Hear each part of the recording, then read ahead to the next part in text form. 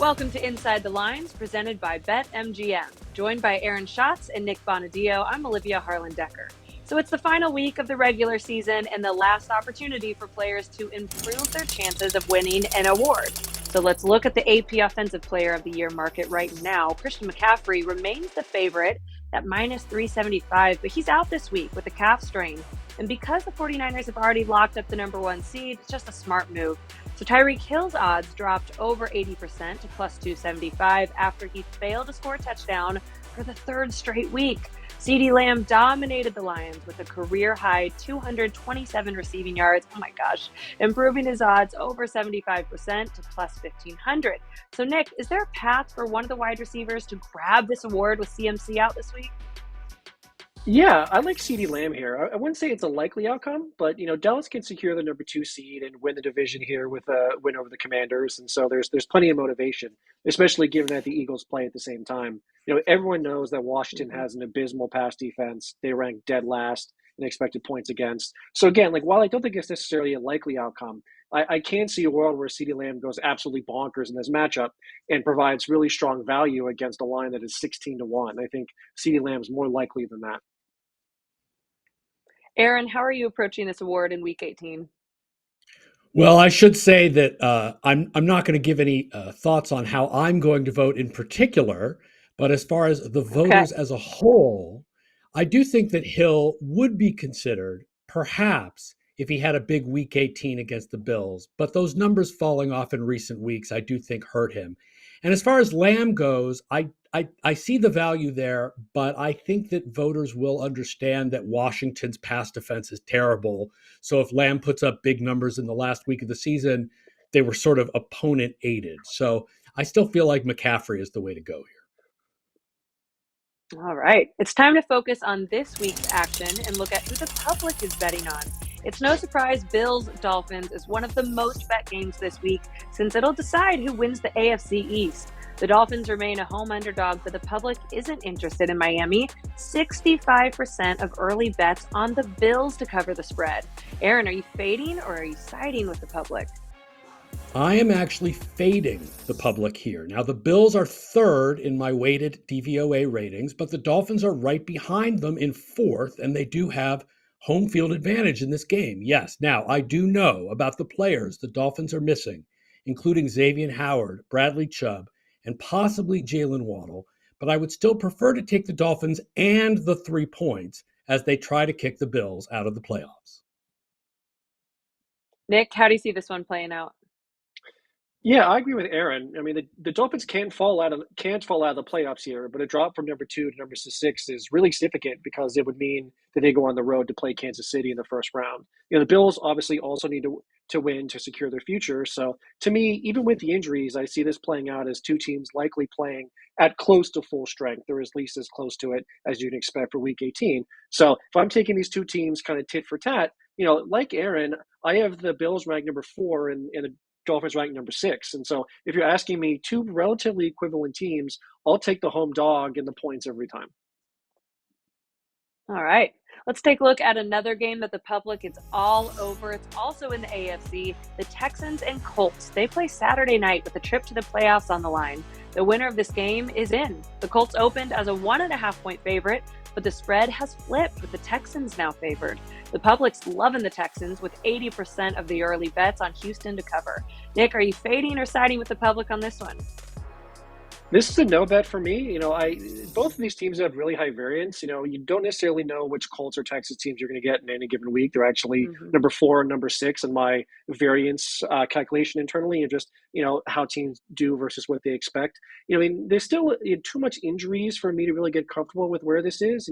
Without more information around Will Anderson, for example, I can't really get a good read on what I can expect from these teams. So for me, this is a pretty clear no bet situation.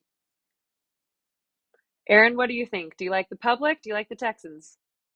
I'm going to side with the public on this one. I have Houston 12th in weighted DVOA, and that includes 2 games without CJ Stroud. The Colts are 22nd in weighted DVOA. They're just not very exciting in any way. They're just sort of there. By the way, the Texans are a much better defense when they blitz, and Gardner Minshew has struggled with blitzes this year. And the first time that these teams played, Minshew averaged just 3 yards per play against the Texans blitz. So yeah, siding with the public, let's go Texans. All right, love it. The final week of the regular season means all 16 games are divisional matchups. So let's look at a trend for some division rivals. And I'm going to tell you, these are pretty lopsided. Each of these games has been very lopsided against the spread specifically. The Packers have owned the Bears, covering the spread in 9 straight games against Chicago. Raiders are also 9-1 against the spread in their last 10 games versus the Broncos, including 5 straight covers. The Patriots have covered in 8 of their last 10 games against the Jets. That includes 6 in a row. And the Cowboys, Colts, and Buccaneers have all covered the spread in 7 of their last 10 games against their respective divisional opponent. Nick, which team's trend continues against their division rival in Week 18? I really like the Packers -3 in this spot. I feel like I'm beating a dead horse here, but Week 18 is all about motivation, and the Packers have it while the Bears don't at all. The Bears' mind is already on next year and what they're going to do with Justin Fields versus the potential for Caleb Williams. Meanwhile, Jordan Love in the 7th most efficient pass offense is preparing to stunt all over the Bears. I love this spot for the Packers, and I would take it all the way to 4.5, maybe even 5. I love that one too. Aaron, which trend are you backing here? I am going with the Tampa Bay Buccaneers to cover 4.5 points against the Panthers, the worst team in the league by pretty much every metric. I believe in the Buccaneers' ability to get their poor running game going against a Panthers run defense that is the worst in the league, and Baker Mayfield is strong throwing deep, with the Panthers ranking 29th against deep passes. I have that one as my blue chip bet. You just gave me a lot of confidence in it too. Okay, let's discuss another trend, this time one that has developed throughout the season involving totals. We've looked at this trend already a few times this season on our show. Overall, it's been the season of unders. They're 138, 117, and 1 this season, hitting 54% of the time after dominating early in the season with more games going under than over in 7 of the first 9 weeks. However, since week 10, overs are 65 and 55. That's 54%. More games went over than under in 6 of those weeks. So, Aaron, which trend are you backing? The season-long under trend or the more recent trend we're seeing with overs?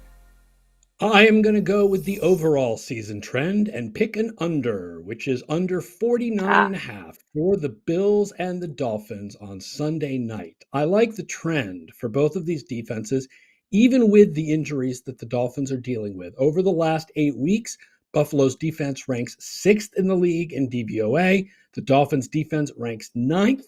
Plus, these are 2 of the 10 slowest paced offenses in the NFL, which is a bit of a surprise, but another reason to go under. Nick, what do you make of this trend? Is there a point total that has your eye? Yeah, I like the over, specifically in the Chiefs and Chargers at over 35.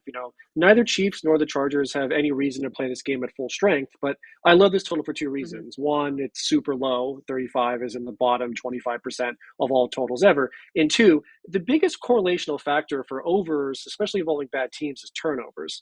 Since both of these teams will be rolling out their B squads, I'm expecting one of 2 things to happen. Either one or both will be able to move the ball consistently against an apathetic defense, or 2, turnovers will cause a lot of short fields and easy points. And either way, both narratives to me point towards an over, which I'd take all the way to 37.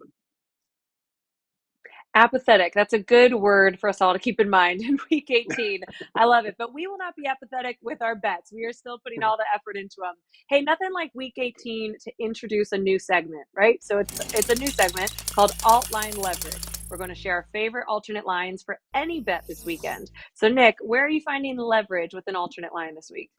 Well, I'm going back to the well. I would take that KC Chargers line all the way to 37.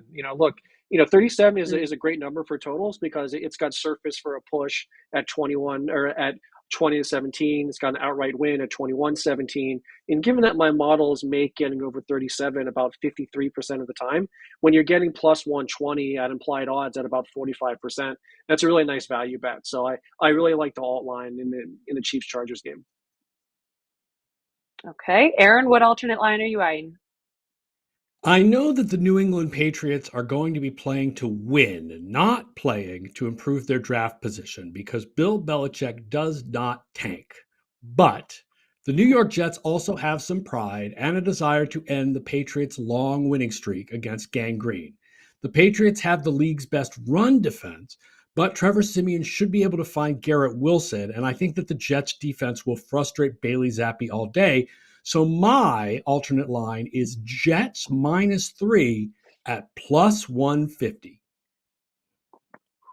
Okay, I like that. That was a fun segment. Guess what? We got another new segment for you. It's called Misprice Market Exchange. We're going to tell you which lines we believe are mispriced, resulting in a good value. So, Aaron, where do you see a misprice in this market? Well, 4 years ago, the Baltimore Ravens dominated the regular season, and then they sat their starters in a Week 18 game against the Pittsburgh Steelers. The Steelers had to win to get into the playoffs, but the Ravens got enough out of Robert Griffin and a mix of starters and backups to deny the Steelers with a 28-10 win. Look, the Ravens can't sit everybody. You can only make 7 guys inactive, and then there's only room for 3 or 4 guys to not play at all, and a lot of their starters have to play. And they are so much better than the Steelers that I do not understand how the line on this game is Pittsburgh on the road by more than a field goal. The Steelers should be favored by 1 or 2, not 3.5 or 4. Okay, I like that one. Nick, which bet is mispriced in your eyes? Yeah, I'm going with the Ravens too, but a slightly different perspective on them. I have the Ravens power rank number two behind the 49ers, but it's very close with both of them right around 30% likelihood to end up as the NFL champions. So at plus 210 in the futures market, the 49ers are right on with this implied likelihood, but at plus 350, the Ravens are actually really off of that. And so there's really great value right now with the Ravens in the Super Bowl future market, which also presents one of my favorite opportunities, which is the opportunity to stake a position here with the Ravens to win and then hedge against it with money line bets as they snake their way through the playoffs. All right. So before we wrap up the episode, we're giving you our blue chip bets, aka our best bets. Anything we love, spread, money line, total, prop, it can be whatever we want. Nick, what is your blue chip bet? Yeah, I'm going back to the player props. Well, I love CeeDee Lamb this week. CeeDee Lamb over 95.5 yards. This is the highest projection I've had all year on a player. We have CeeDee Lamb at 107.5 yards. That's an insanely high projection, but look, this is a dream matchup. He gets the league worst Commanders defense in a game they have to have, in a game where he's trying to show out for award season. Even if it's only for a half, 3/4 of the game, CeeDee Lamb is going to go ballistic in this matchup. And this is just a really great spot for this player prop. And I also love the correlation with the first half Cowboy spread bet. Love that. Yeah, CD will eat this weekend. Aaron, what's your blue chip bet? Guess what? Same thing. My blue chip bet is CeeDee Ah, Lamb, over 95.5 receiving yards. The Washington Commanders have given up an average of 104 receiving yards per game to opposing number one wide receivers. Not only are they a bad pass defense, they are particularly bad in this area. And Dallas has every reason to keep feeding Lamb so they can win this game and get the number 2 seed in the NFC. So yeah, we are both going with the same thing. CeeDee Lamb over 95.5 receiving yards. if you're watching this show and not firing up your BetMGM app right now to place that bet, then I don't know what you're watching for, because those are two very smart bets that these gentlemen just gave you. Guys, thanks so much for your input this week. As always, thank you for watching at home. And we'll be back every Friday at 11 a.m. Eastern. We'll see you next week.